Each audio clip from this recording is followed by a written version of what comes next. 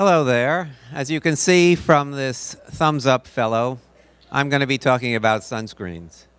And I presume everyone out in the audience has used sunscreens or certainly knows somebody who does. And some of you may also know that sunscreen active ingredients are toxic. And a smaller percent of you may also know that sunscreens rarely work for their intended use if the use is to prevent skin cancer. In fact, since the introduction of sunscreens, skin cancer rates have increased dramatically, including malignant melanoma. Well, let's back up a minute and show you where we're starting from. I'm going to be talking about a compound known as Berrynol, and it's a breakthrough plant-based, non-toxic cosmetic additive to be used in a variety of cosmetic products for UV protection and skin repair. My name is Roy Mankiewicz. I'm a technologist. I'm an intellectual property attorney. I'm a named inventor in more than 65 patents, many of which have generated license fees of more than $1 billion for several public companies. And I'm going to be presenting today one of my newer technologies, patented technologies, which is Berrynol. So let's move on and go over what's wrong with sunscreens and then a solution. Starting with toxicity. Some of the active ingredients are hormone disruptors, particularly a problem with children who are usually being slathered with this stuff daily. The second problem is some of these active ingredients, when exposed to ultraviolet light, degrade and cause free radical generation that damages, of all things, skin cells. Another thing wrong with these is those with very high SPF factors block so much UVB light, which is used by the body to generate vitamin D, that you can end up with vitamin D deficiency. And one of the outcomes of that, unfortunately, is it promotes cancer throughout the body. The problems continue. Not only are the products toxic to the user, they're toxic to the environment. They're finding out now that sunscreen ingredients get washed off swimmers in the ocean, are destroying coral reefs, and also harming marine life. That's the toxic end of things. The issue of them not doing their intended use comes about because of new research into what actually is causing skin cancer. The SPF factor you're familiar with blocks UVB light, which is what gives you a sunburn. But what they're finding out now is UVA spectrum is what causes malignant melanoma, the deadly form of skin cancer. Very few sunscreens on the market block UVA, and those that do deteriorate very quickly in use. They may, within 60 minutes, lose all their effectivity.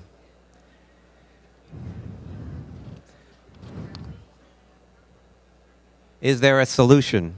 Oh, yes. Let's talk about that.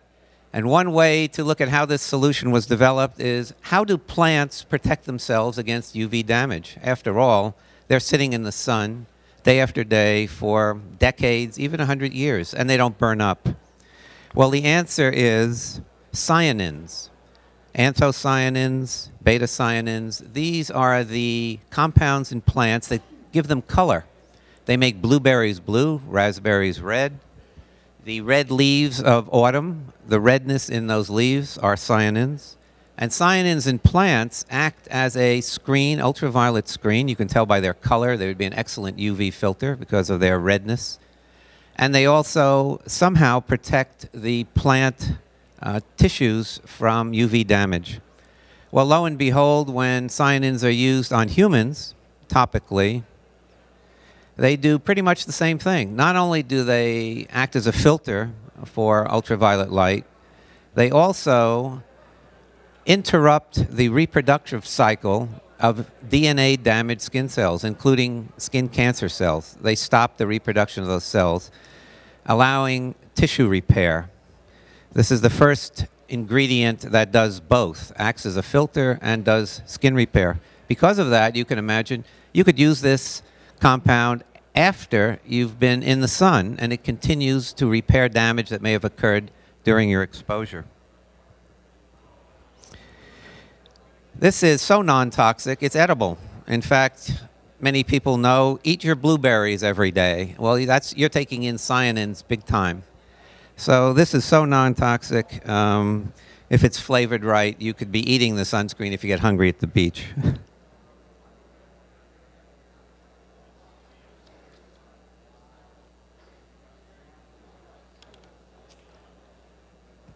So what is Berrynol? Well, it's a patented cosmetic formulation which, when applied topically, provides biocompatible sunlight protection and also triggers the skin repair process, similar to the way plants shield themselves from UV radiation. And it's quite a breakthrough.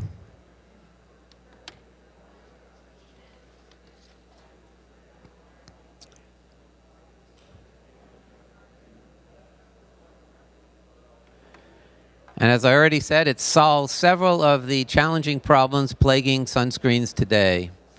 It can be used as an additive in skincare, makeup products, completely non-toxic, does not interfere with critical body functions.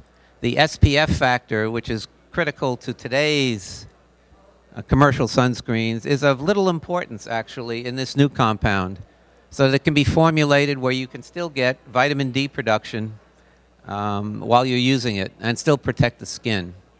And it kills skin cancer cells. We funded one study at UC Santa Barbara's cellular biology department, and sure enough, it stops cancer cells.